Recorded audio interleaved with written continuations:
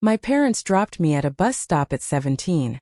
A stranger's warning saved my life that night. Before the story continues, please subscribe and leave a comment telling us where you're watching from. Your support helps this powerful, life-changing story reach the world. The car stopped at a dark bus stop on the edge of town. It was 10 p.m. on a Friday night in November, cold enough that I could see my breath in the air. I sat in the back seat with my duffel bag, trying to understand what was happening. "This is where you get out," my father said from the driver's seat. His voice was flat, emotionless. I looked at my mother in the passenger seat, waiting for her to object, to say this was too far. She stared straight ahead, saying nothing. "Dad, please," I said. "I'm sorry about what I said. I didn't mean..." "You meant every word," he interrupted.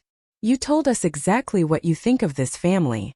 You told us you'd rather live on the streets than follow our rules. Well, now you'll get your wish." I was angry. I protested. "I didn't actually mean I wanted to leave." "Get out, Natalie," my mother said quietly. It was the first time she'd spoken since we'd left the house 20 minutes ago. Her voice was cold, final. I grabbed my duffel bag, hastily packed with whatever clothes I could grab before my father had dragged me to the car. I had about $40 in my pocket, my phone with 15% battery, and no idea where I was going to sleep tonight. "You can't just abandon me here," I said, my voice shaking. "I'm 17 years old. This is illegal. You'll be 18 in 3 months, my father said. "Consider this early practice for adulthood. Maybe you'll learn some respect." I got out of the car, and my father drove away immediately. No goodbye, no last look back.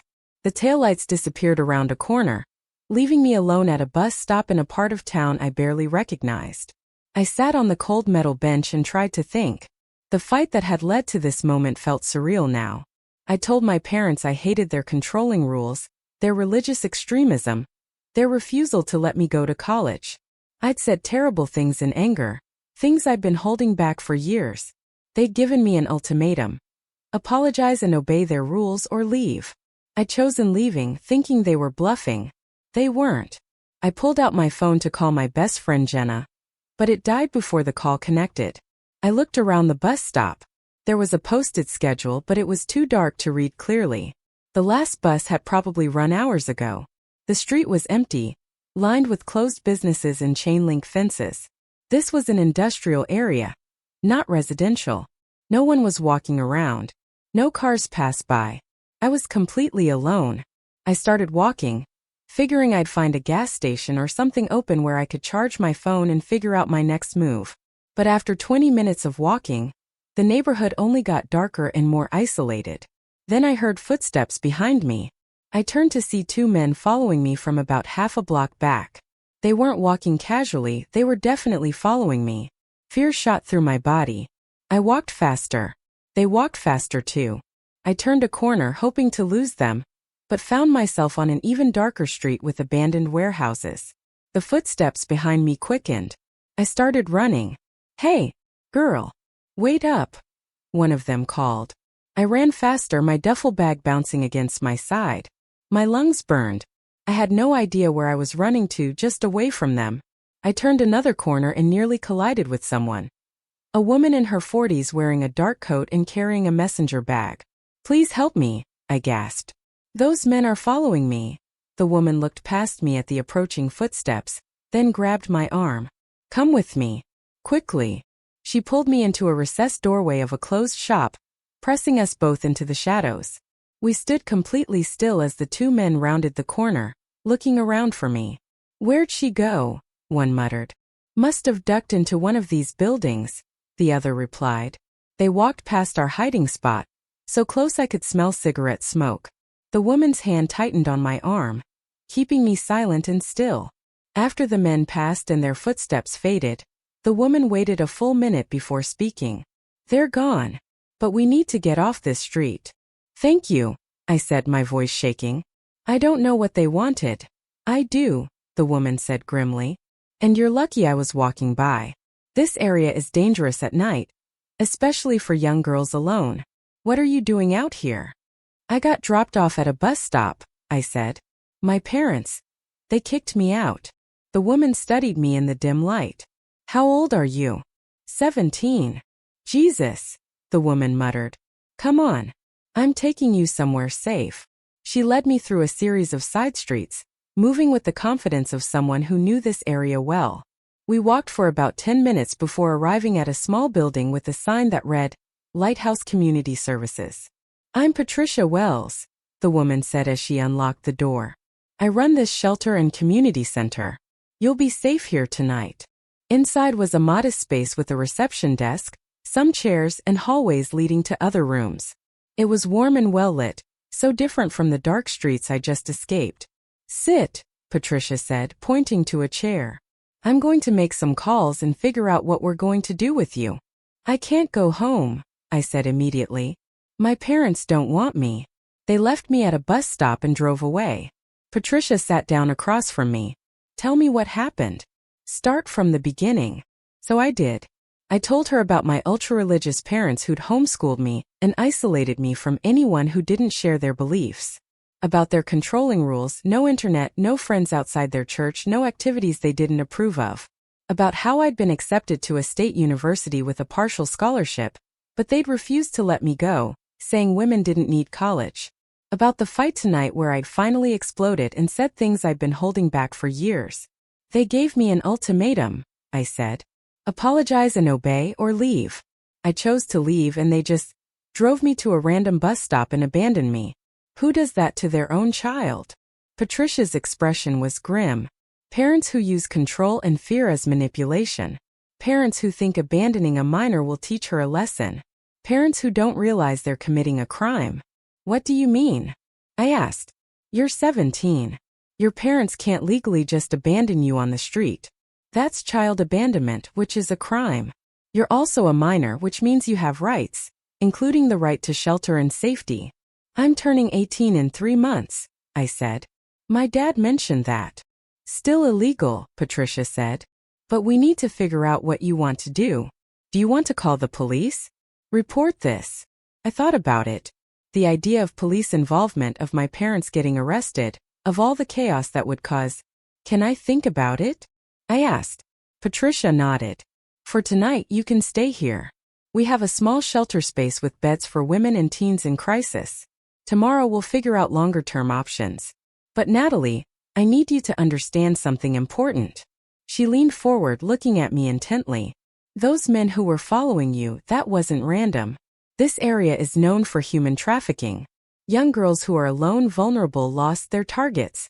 If I hadn't been walking by, if you hadn't run into me, you might have been taken tonight. The words hit me like ice water. Taken? You mean? I mean trafficked, Patricia said bluntly. Sold, used, disappeared. It happens more than you think, and it happens to girls exactly like you. Kicked out by their families, desperate, with nowhere to go. I felt sick.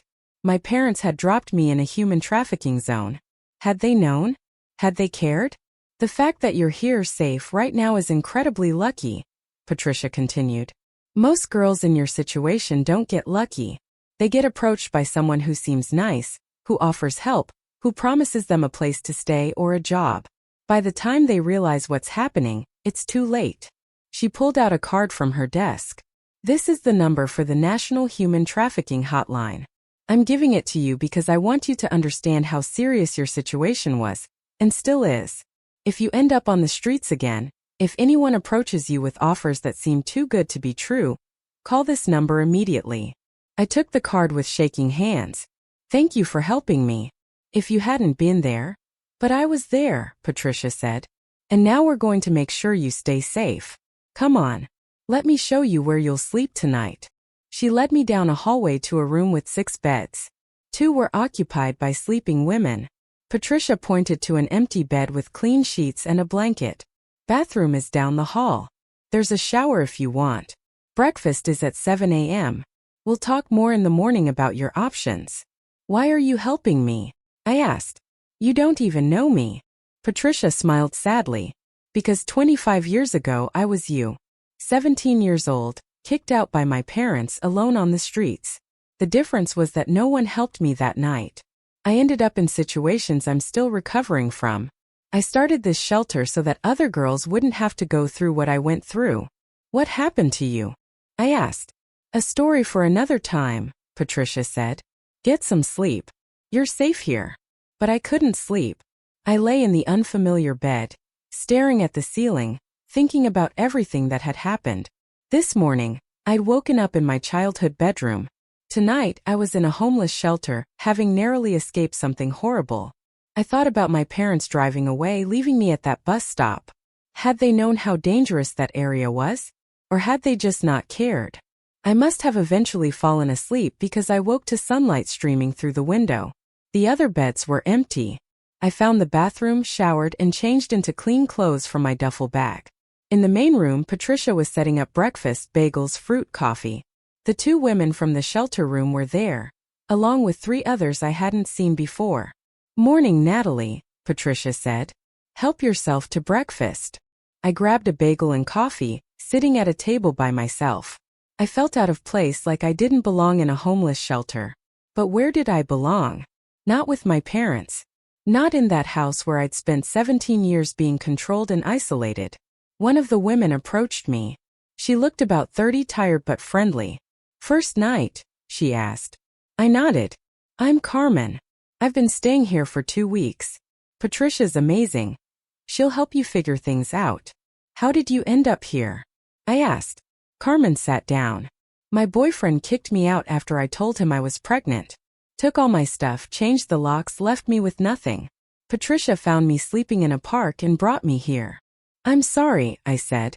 Don't be. Being here probably saved my life. Before this, I was making really bad choices just to survive. Patricia gave me options I didn't know I had. After breakfast, Patricia called me into her office. I made some calls this morning. I wanted to get a sense of your options. She pulled out a notepad. First, the legal situation. What your parents did is child abandonment. You could report it to the police and Child Protective Services. They'd investigate, and your parents could face charges. What would happen to me? I asked. You'd likely be placed in foster care for the next 3 months until you turn 18. Or you might be placed with a relative if you have any. I thought about my family. My parents had cut off contact with most relatives years ago because they didn't approve of our religious practices. I had an aunt in another state I barely remembered. I don't have anywhere to go, I said. Then foster care would be the option, Patricia said. It's not ideal, but it would give you shelter and support until you're 18. After that, there are programs for aging out foster youth that could help you get on your feet. What's my other option? I asked. You stay here, Patricia said. I can give you a bed for up to 30 days while you figure things out. During that time, we'll help you apply for jobs, get your GED if you don't have a high school diploma, and connect you with resources for young adults transitioning out of homelessness. I was homeschooled, I said. I don't have a diploma. My parents wouldn't let me get one because they didn't want me to go to college. Patricia made a note. Okay, so GED is priority 1. Then we'll work on job skills, housing applications, and building independence. It won't be easy, but it's doable. What about college? I asked. I was accepted to State University with a scholarship. But that was for this fall, and I didn't go because my parents wouldn't sign the financial aid forms. Is it too late? Not necessarily, Patricia said. You can apply as an independent student given your circumstances. It's complicated but possible. Let me connect you with an education counselor who specializes in cases like yours. For the first time since my parents had abandoned me, I felt a spark of hope. Why are you doing all this for me? I asked. You don't know me. You have other people to help. Patricia leaned back in her chair. Remember I told you I was kicked out when I was 17 too? I nodded. I spent 3 years on the streets after that. 3 years of hell. Sleeping in parks, stealing food, getting into dangerous situations just to survive. I was trafficked for 8 months before I escaped. I was addicted to drugs for 2 years. I hit rock bottom more times than I can count. She looked at me directly. When I finally got clean and got help, I promised myself I'd dedicate my life to making sure other girls didn't have to go through what I went through. This shelter, this work. It's how I keep that promise. I'm sorry that happened to you, I said. Don't be sorry.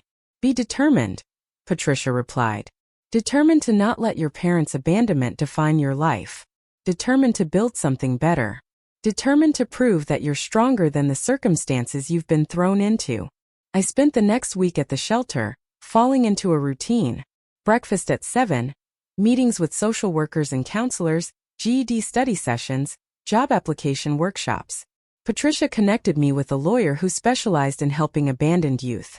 The lawyer explained my options clearly. You can file a petition for emancipation, which would legally recognize you as an adult even though you're 17. That would allow you to sign contracts, enroll in school, and make decisions without parental consent. What do I need to prove? I asked. That you're financially self-sufficient or have a plan to be, that you have stable housing, and that emancipation is in your best interest. Given that your parents abandoned you, that last part should be easy to prove. I don't have a job yet, I said. I've been applying, but we can work with that, the lawyer said. The court understands that you're in transition. What matters is showing you have a viable plan and support system. Patricia helped me build that plan. I got a job at a coffee shop near the shelter minimum wage, but it was something. I enrolled in a GED program and studied every spare moment. I started working with a college counselor who helped me reapply to State University as an independent student. 6 weeks after my parents had abandoned me, I went to court for my emancipation hearing.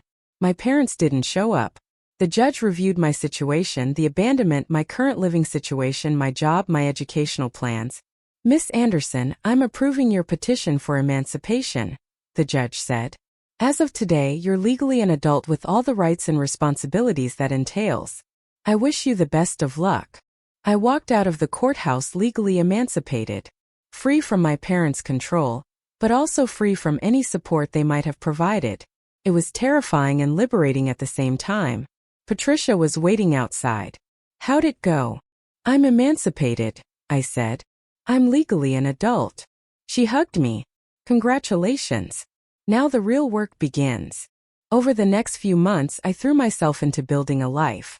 I worked 30 hours a week at the coffee shop while studying for my GED. I passed the test in February, 3 weeks after my 18th birthday.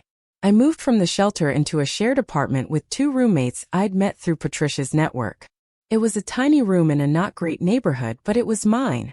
I paid my own rent, bought my own food, made my own decisions. The college counselor helped me navigate financial aid as an independent student. I qualified for grants and loans that I wouldn't have been eligible for as a dependent. In March, I received my acceptance letter to State University for the fall semester. I was going to college. Everything my parents had tried to prevent was happening anyway. But there was a shadow over all of it. I hadn't spoken to my parents since they dropped me at that bus stop. I didn't know if they knew where I was or what had happened to me. Part of me wanted them to know I was okay, that I'd survived what they'd done. Another part of me wanted them to worry, to feel guilty, to understand the magnitude of their actions. Patricia noticed my struggle. Have you thought about reaching out to your parents? She asked during one of our regular check-ins. Why would I do that? I asked. They abandoned me. Because you might need closure, Patricia said. Or because they might need to know you're okay. I'm not saying you should forgive them or reconcile.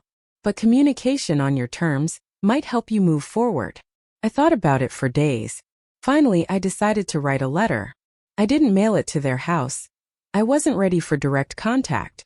Instead, I sent it through their church, knowing they'd receive it. Dear Mom and Dad, it's been 4 months since you left me at that bus stop. I'm writing to let you know that I'm alive and safe. I spent that first night at a homeless shelter after narrowly escaping men who were following me in a human trafficking zone. The area where you dropped me is known for targeting vulnerable young girls. I don't know if you knew that when you chose that location, but I want you to understand what could have happened to me. A stranger named Patricia Wells saved my life that night. She runs a shelter and helped me get on my feet. I'm now emancipated, working, and enrolled at State University for the fall. I'm building the life you tried to prevent me from having. The letter continued. I'm not writing to reconcile or to ask for your help. I'm writing because I want you to know that your attempt to teach me a lesson by abandoning me failed. Instead, you taught me that I'm stronger than I thought, that I can survive without you, that people I barely know have shown me more kindness than you ever did. I don't know if you feel guilty about what you did. I don't know if you worry about what happened to me. But you should know that your daughter is thriving despite your best efforts to control and break me. I hope someday you'll understand that loving your child means supporting them, not abandoning them when they don't obey you. Natalie. I sent the letter and felt a weight lift. 2 weeks later, I received a response. It was from my mother. Natalie, your father and I received your letter. We're relieved to know you're safe. We've been praying for you every day since you left. We never intended for you to be in danger. We thought leaving you at a bus stop would teach you responsibility and make you realize you needed family. We didn't know about the trafficking situation in that area. We thought you'd call us within hours, apologizing and ready to come home. When you didn't call, we told ourselves you were being stubborn, that you'd come back when you were ready. We never imagined you'd actually survive on your own. Your father says he's proud that you're going to college, even though he won't say it directly to you. I miss you every day. Our house feels empty without you. The letter ended. I don't expect you to forgive us. I don't expect you to come back. But I want you to know that we made a terrible mistake. We let our pride and our rigid beliefs matter more than your safety. I'm sorry. Mom. I read the letter multiple times, trying to understand how I felt. They were sorry, but was that enough? They'd made a terrible mistake. But that mistake could have cost me my life. I showed the letter to Patricia. What do you think I should do? What do you want to do? She asked. I don't know, I admitted. Part of me wants to forgive them and rebuild something. Part of me is still so angry I can barely think straight. Both feelings are valid, Patricia said. You don't have to decide right now. You don't owe them immediate forgiveness just because they apologized. Take your time. Focus on your life. If and when you're ready to have a relationship with them again, it'll be on your terms. I took her advice. I didn't respond to my mother's letter. Instead, I focused on the summer before college. I worked full-time, saved money, and prepared for the next chapter of my life. In August, I moved into a dorm at State University. My roommate was a girl named Jessica from a small town 2 hours away. She was friendly, normal, from a loving family that had driven hours to help her move in. Watching her parents hug her goodbye, I felt a pang of loss. That could have been my life. Should have been my life. But it wasn't, and I'd accepted that. Classes started, and I threw myself into college life. I was studying social work, inspired by Patricia and the experiences I'd had. I wanted to help other young people who found themselves in impossible situations. One evening in late September, I got a call from an unknown number. I almost didn't answer, but something made me pick up. Hello. Natalie? It's your Aunt Helen. I sat up in shock. Aunt Helen was my mother's sister, someone I'd only met a handful of times before my parents had cut off contact with most extended family. Aunt Helen? How did you get my number? Your mother gave it to me, she said. I hope that's okay. I wanted to reach out because I heard what happened. About your parents abandoning you. About everything you've been through. What do you want? I asked, cautiously. To apologize on behalf of the family, Helen said. Your mother told me what happened and I'm horrified. I knew your parents were strict, but I had no idea they'd do something so dangerous and cruel. Did you know they wouldn't let me go to college? I asked. Not until recently. Your mother and I hadn't spoken in years because of your parents' extreme beliefs. But she reached out to me a few months ago, telling me what had happened. She's devastated, Natalie. She knows they made a terrible mistake. She should be devastated, I said. I could have been trafficked. I could have died. They left me in one of the most dangerous areas of the city with $40 and no plan. I know, Helen said. And there's no excuse for it. But I'm calling because I want you to know that you have family who cares about you. Family who would have helped if we'd known you needed it. If you ever need anything. A place to stay during breaks, financial help, just someone to talk to. I'm here. I felt tears forming. Thank you. That means more than you know. Helen and I talked for over an hour.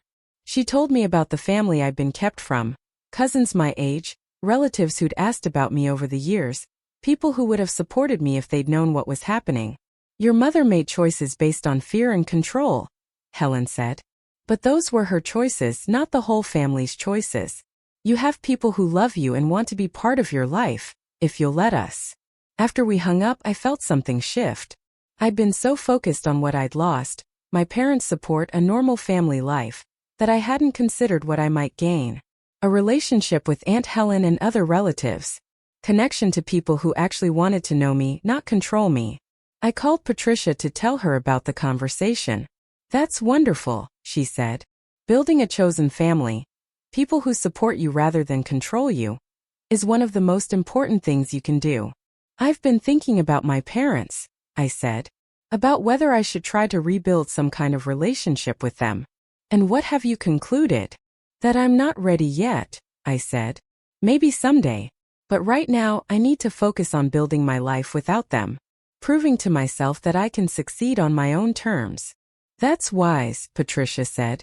Forgiveness and reconciliation can't be rushed. They happen when you're ready, not when someone else thinks you should be ready. My first semester of college was challenging but rewarding. I juggled classes, work-study jobs, and social work volunteering.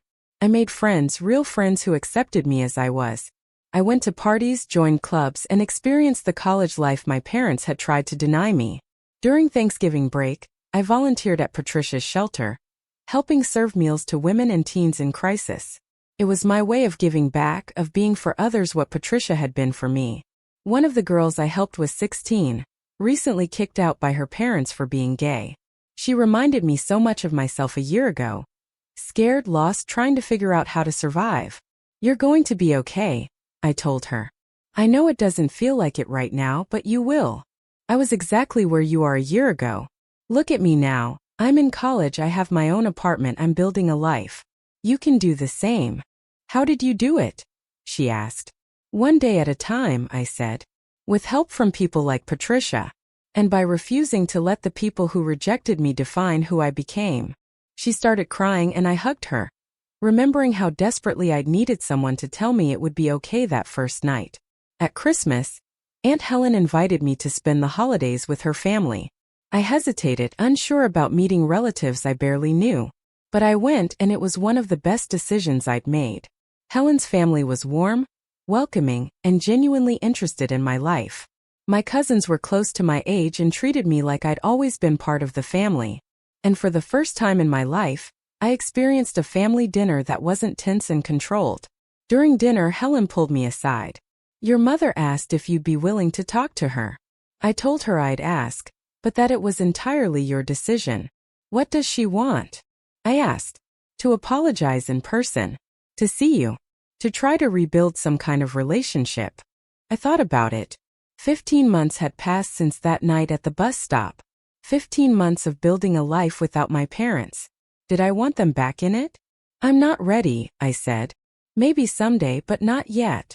That's fair, Helen said. I'll tell her. And Natalie? I'm proud of you. For surviving, for thriving, for not letting what they did break you. My second semester of college was even better than the first. I'd found my footing, knew how to balance everything, and was genuinely enjoying my classes and social life. In March, on the one-year anniversary of receiving my GED, I received another letter from my mother. This one was different, longer, more detailed, and painfully honest.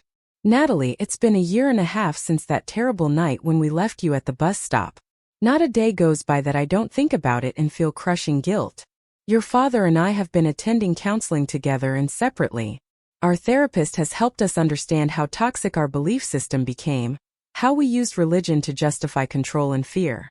We've realized that everything we did, the isolation, the homeschooling, the refusing to let you go to college, was about our fear, not about protecting you or following God's will.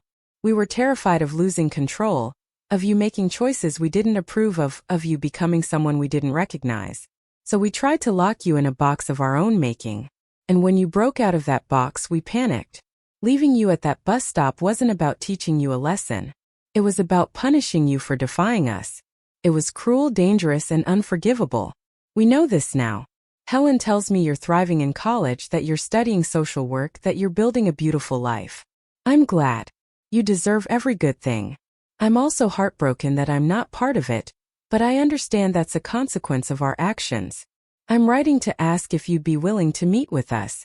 Not to reconcile immediately, not to rebuild our relationship overnight, but just to talk. Your father and I want to apologize in person. We want you to know we're getting help and changing. We want to show you that we're not the same people who abandoned you. The letter concluded. I don't expect you to say yes. I don't expect you to trust us. But I'm asking anyway because I miss my daughter and I want a chance, however small, to be part of her life again. With love and deep regret, Mom. I showed the letter to my therapist, a counselor at the university I'd been seeing to process everything that had happened. What do you think? I asked. I think your mother sounds genuinely remorseful and willing to change, my therapist said. But I also think you need to be very clear about your boundaries before agreeing to meet. What kind of boundaries? What you're willing to discuss, how long the meeting will last, what your expectations are. You need to go into this from a position of strength, not vulnerability. You're not the desperate teenager they abandoned. You're an adult who's built a successful life without them. I thought about it for 2 weeks before responding. Finally, I wrote back. Mom, I'm willing to meet with you and Dad, but on my terms. We'll meet in a public place. Coffee shop near campus. The meeting will last 1 hour maximum. We'll discuss what happened, your apology, and what you've learned in therapy. We will not discuss me returning home, changing my major, or following your religious beliefs. Those topics are off limits. If you agree to these terms, we can schedule a meeting for next month. Natalie. My mother agreed immediately. We scheduled the meeting for April 15th, almost exactly 18 months after they'd abandoned me. The day arrived, and I was more nervous than I'd expected. I arrived at the coffee shop early and claimed a table near the window. When my parents walked in, I barely recognized them. They looked older, more worn than I remembered. My mother's hair had gone grayer. My father's shoulders were slumped in a way I'd never seen before. They sat across from me, and for a long moment no one spoke. Finally, my father broke the silence. Natalie, thank you for agreeing to meet with us. I set a 1-hour limit, I reminded them. Let's not waste time. My mother flinched at my tone but nodded. We want to start by apologizing. What we did to you was unforgivable. We abandoned our child in a dangerous area with no support or resources. We could have gotten you killed. You nearly did, I said. The area where you dropped me off is known for human trafficking. Men followed me that night. If a stranger hadn't helped me, I would have been taken. Do you understand that? My father's face went pale. We didn't know. You didn't care to know, I interrupted. You were so focused on punishing me for defying you that you didn't think about my safety. You left your 17-year-old daughter alone at night in a part of town you'd never even visited. That's not discipline. That's reckless endangerment. You're right, my mother said, tears streaming down her face. We were wrong. Completely, terribly wrong. We've spent the past year in therapy trying to understand how we became the kind of parents who would do that to their child. Tell me what you've learned, I said. My father took a breath. We've learned that we used religion as an excuse for control. We told ourselves we were protecting you, but we were really just afraid of losing control over your life. When you got accepted to college and wanted to go, it challenged everything we'd built. This isolated, controlled environment where we dictated every choice. We've also learned, my mother added, that we were repeating patterns from our own childhoods. We both grew up in extremely controlling families and we thought that was normal. We thought that's what good parenting looked like. What are you doing differently now? I asked. We've left that church, my father said. The one that encouraged us to isolate from anyone who didn't share our exact beliefs. We've joined a different faith community that's more open and accepting. We're also an individual and couples therapy, my mother said. Learning to see you as your own person with your own path. Not as an extension of us that we get to control. And we've apologized to other people we've hurt with our rigid beliefs, my father added. We've reached out to family members we cut off, trying to rebuild those relationships too. I studied them carefully, looking for signs of manipulation or insincerity, but they seemed genuinely changed, broken down and rebuilt into something different. I'm glad you're getting help, I said. But you need to understand something. I'm not the same person you abandoned 18 months ago. I've built a life without you. I have a chosen family, a support system and plans for my future. I don't need you anymore. My mother nodded, crying harder. We know. And we don't expect to just step back into your life like nothing happened. We're asking for a chance to know you again slowly on your terms. What would that look like? I asked. Whatever you're comfortable with, my father said. Monthly coffee meetings like this. Phone calls when you feel like it. Being updated on your life when you want to share. We're not asking for a full reconciliation. Just something. Anything. I thought about it. These people had hurt me deeply. They'd endangered my life. But they also seemed genuinely remorseful and willing to change. And part of me, a small part I'd been trying to ignore, missed having parents. We can try, I said carefully. But there are conditions. Anything, my mother said. First, these meetings happen on my schedule in public places for limited time. I'm not coming to your house. You're not showing up at my dorm or workplace unannounced. We communicate on my terms. They nodded. Second, we don't discuss religion unless I bring it up. You don't try to convert me back to your beliefs or criticize my choices. You respect that I'm building my own spiritual path. We can do that, my father said. Third, you acknowledge to other people, family, your church friends, anyone who asks, that what you did was wrong. You don't minimize it or make excuses. You own it completely. We will, my mother promised. And fourth, you support my education and career goals, even if they're not what you would have chosen for me. No more telling me that women don't need college or that social work isn't a proper career. You either support my choices or you keep your opinions to yourself. We support your choices, my father said. We're proud of what you've accomplished, even though we had no part in it. Especially because you had no part in it, I corrected. I did this without you. I survived and thrived on my own. You don't get credit for that. We know, my mother said, but we want to be part of your future, even if we missed so much of your journey to get here. We talked for the full hour, and by the end, I felt emotionally exhausted but cautiously hopeful. My parents weren't the same people who'd abandoned me. They'd changed, or at least they were trying to. Whether that was enough remained to be seen. Over the next year, we built a tentative relationship. Monthly coffee meetings where we talked about safe topics, my classes, their therapy progress, neutral family news. It wasn't warm or comfortable, but it was something. During my sophomore year, I started an internship at a youth advocacy organization, working with teenagers who'd experienced homelessness or family rejection. It was challenging work, but deeply meaningful. One day, I was assigned to help a girl named Riley, 17 years old, kicked out by her parents for refusing to follow their religious rules. Her story was eerily similar to mine. I don't know what to do, Riley said during our first meeting. I have nowhere to go. My parents said they'd rather I live on the streets than disobey them.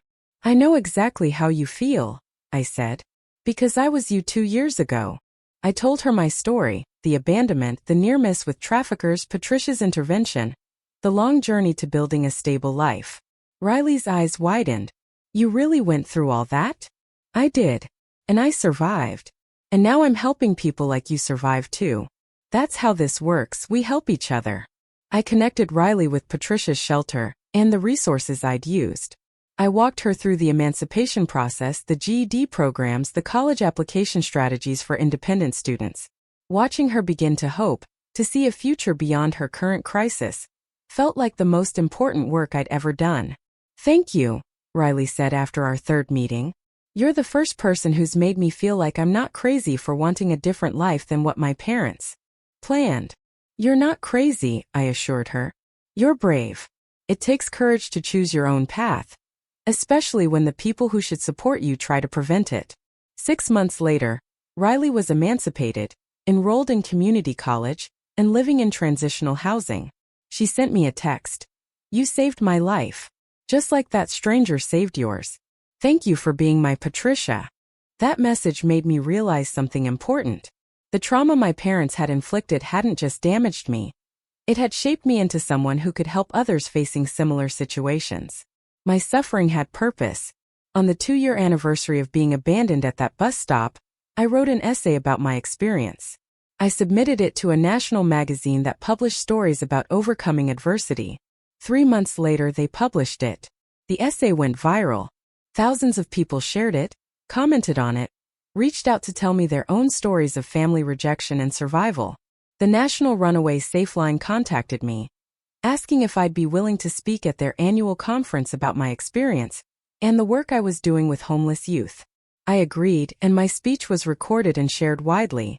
Suddenly, I wasn't just Natalie, the girl who'd been abandoned. I was Natalie, the advocate for homeless youth. Natalie who turned her trauma into purpose. Natalie who was making a difference. My parents saw the essay and the speech. My mother called crying. I never fully understood what we put you through until I read your words. The fear you felt, the danger you faced, the strength it took to survive. I'm so sorry, Natalie. I'm so deeply sorry. I know you are, I said. And I've forgiven you. Not because you deserve it, but because holding on to anger was preventing me from moving forward. Have you really forgiven us? My mother asked. Mostly, I said honestly. I still have moments of anger. I still struggle with trust. But I'm working on it, and that's what matters. During my junior year, Patricia asked me to join the board of directors for her shelter. You understand what these girls are going through better than anyone, she said. Your perspective would be invaluable in shaping our programs. I accepted, becoming the youngest board member at 20 years old. I used my position to push for expanded services, mental health counseling, college prep programs, job training that went beyond minimum wage work. I also started a mentoring program, connecting former shelter residents who'd built successful lives with current residents who needed hope and guidance. The program was named The Stranger's Warning, after the moment Patricia had warned me about the trafficking danger. The name reminded everyone involved that sometimes salvation comes from unexpected sources. In my senior year of college, I applied to graduate programs in social work. I was accepted to 3 top programs, all offering full scholarships based on my academic record and advocacy work. I chose a program that specialized in child welfare and family services, determined to change the systems that had failed so many young people like me. At graduation, I invited both Patricia and my parents to attend. They sat on opposite sides of the auditorium, representing the 2 parts of my journey, the woman who'd saved me and the parents I was slowly reconciling with. When I walked across the stage to receive my diploma, I thought about that terrified 17-year-old girl at a bus stop, certain her life was over. I thought about the stranger who'd appeared at exactly the right moment with exactly the right warning. I thought about every person who'd helped me along the way, Patricia, Aunt Helen, my therapist, my professors, the girls I'd mentored who'd shown me the impact of my work. And I thought about my parents, who'd made a terrible mistake but were genuinely trying to make amends. After the ceremony, Patricia hugged me tightly. I'm so proud of you. You've exceeded every hope I had for you that first night. I couldn't have done it without you, I said. You saved my life. You saved your own life, Patricia corrected. I just gave you a safe place to land while you figured it out. My parents approached cautiously, clearly uncomfortable being at the same event as Patricia. But I'd insisted, and they'd agreed. Congratulations, Natalie, my father said. We're very proud of you. Thank you, I said. Then I did something I'd been planning. I introduced them to Patricia. Mom, Dad, this is Patricia Wells, the stranger who saved my life the night you abandoned me. Patricia, these are my parents. The moment was awkward and charged. My parents looked ashamed. Patricia looked cautious. Thank you for helping our daughter, my mother said quietly. When we made our terrible mistake, we didn't know there were people like you in the world. People who'd help a stranger without expecting anything in return. There are more of us than you think, Patricia said. And there need to be more, because there are too many kids like Natalie, kids abandoned by the people who should protect them. My father nodded. We know what we did was unforgivable. We're grateful Natalie survived our cruelty, and that she had people like you to help her. Looking at the 3 of them together, the parents who'd nearly destroyed me and the stranger who'd saved me, I realized something profound. My life had been shaped by both acts. The abandonment had been horrible, but it had also freed me from a controlling environment and forced me to build strength I didn't know I had. Patricia's intervention had saved my life, but my own choices after that had determined who I'd become. 5 years after being dropped at that bus stop, I was a graduate student, a youth advocate, and someone working to change the systems that failed vulnerable young people. I had a relationship with my parents, though it would never be what it could have been if they'd made different choices. I had a chosen family of people who'd supported me. I had a purpose that grew directly from my trauma. And I had a future that was entirely mine to shape. The stranger's warning had saved my life that night. But I'd saved myself every day after that. That's what I told the young people I mentored now, that survival is something you choose every single day. That healing is possible. That your past doesn't have to define your future. That the people who hurt you don't get the final word on who you become. I'd been abandoned at 17, vulnerable and terrified in one of the most dangerous situations imaginable.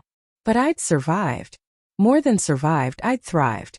And now I was using my story to help others write their own survival stories. That was the legacy of that terrible night. Not victimhood but victory. Not brokenness but resilience. Not the end of my story, but the beginning of the one I'd write for myself. A stranger's warning had saved my life. But I'd done the rest.